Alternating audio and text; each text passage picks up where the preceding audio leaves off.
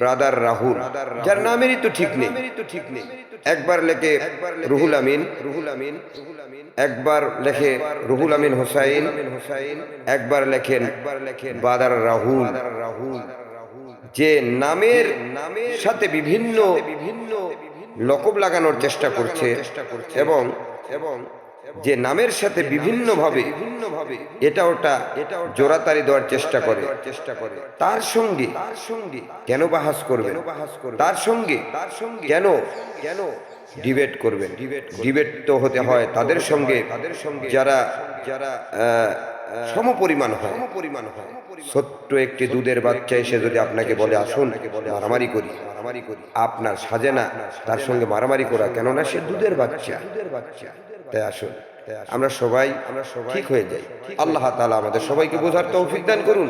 আল্লাহ তাআলা আমাদের সবাইকে দ্বীনের জন্য, ইসলামের জন্য, কোরআনের জন্য, জান্নাতের জন্য কবুল করুন। আমিন, আল্লাহুম্মা আমিন। আসসালামু আলাইকুম ওয়া রাহমাতুল্লাহ।